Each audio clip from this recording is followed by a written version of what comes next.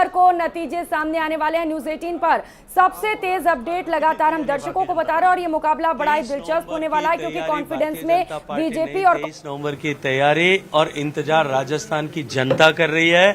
राजस्थान की जनता कर रही थी। ये सरकार जो संवैधानिक आयुष मात्र पूरा कर रही थी, ये सर्कस का आखिरी पर्दा जो है गिरने की तिथि आज सुनिश्चित हो गई है। प्रचंड बहुमत के साथ भारतीय जनता पार्टी सत्ता में आने वाली है।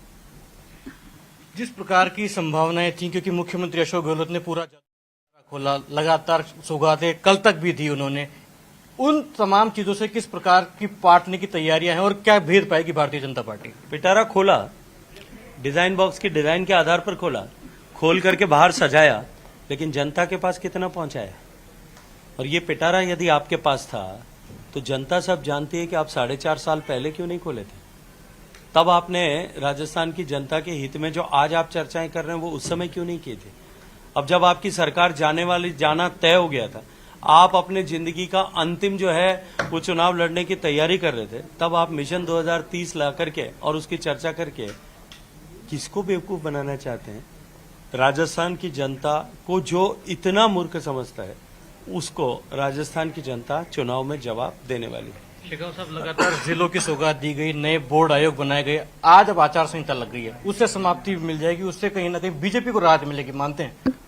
बीजेपी इस सब से कहीं भी आहत भी नहीं थी, चिंतित भी नहीं थी। भारतीय जनता पार्टी निरंतर समाज के साथ जुड़कर, समाज के विषयों के साथ जुड़कर काम करने वाली पार्टी है। हम कार्यकर्ताओं की ताकत के आधार पर, संगठन की शक्ति के आधार पर चुनाव के मैदान में खड़े थे। इस तरह की लोक लुभावन, थोथी, आधारहीन घोषणाओं से न पहले भी कभी चिंता थी, न आज भी कोई चिंता है। 2013 के चुनाव में भी इससे ज्यादा घोषणाएं की गई थी। परिणाम क्या हुआ था? एक इतिहास बना था और अब की बार एक और नया इतिहास बनने वाला है। टिकट वितरण में कहीं ना कहीं बीजेपी की चुनाव समिति की बैठक हो गई, लेकिन ऐलान नहीं हो पाया राजस्थान को लेकर। मध्य प्रदेश और छत्तीसगढ़ में ऐलान कर दिया। आखिरकार कारण क्या रह रहा? राजस्थान में टिकटों का ऐलान क्यों नहीं कर पाई पार्टी? चलिए, समय आने दीजिए। उपयुक्त समय में नेतृत्व जिस दिन तय करेगा उस दिन घोषणा हो जाएगी। सब तैयारी हो चुकी है, सब बातचीत हो चुकी है, फिर इसमें कहीं कोई संशय और संदेह की स्थिति बचती कहाँ है? आप खुद चुनाव लड़ने के लिए क्या तैयार हैं अगर पार्टी मौका देती है तो? देखिए, भारतीय जनता पार्टी का शीर्ष नेतृत्व अगर तय करेगा तो भारतीय जनता पार्टी के कार्यकर्ता को नेतृत्व का आदेश मानना ये सीखा है, सिखाया गया है, और हम सब लोग उस पर पूर्ण रूप से, पूर्ण मनोयोग से उसको पूरा करने के लिए हमेशा ही प्रतिबद्ध रहते हैं। जो पार्टी तय करेगी, जो संगठन तय करेगी, जो भूमिका तय करेगी, जिसकी तय करेगी, उस सबको वही काम करना है। अभी तो एक लक्ष्य है, कमल खिलाना और प्रचंड बहुमत के साथ में खिलाना। आखिरी सवाल, मुख्यमंत्री अशोक गहलोत की पैतृक जिले से और उनकी पैतृक सीट से आप आते हैं, अगर उनके सामने चुनाव लड़वाया जाता है सरदारपुरा से, किस प्रकार की तैयारी और क्या मुख्यमंत्री को उनके किले में दोस्त कर पाएंगे? पहले भी लोकसभा का चुनाव मैंने उन्हीं के सामने लड़ा।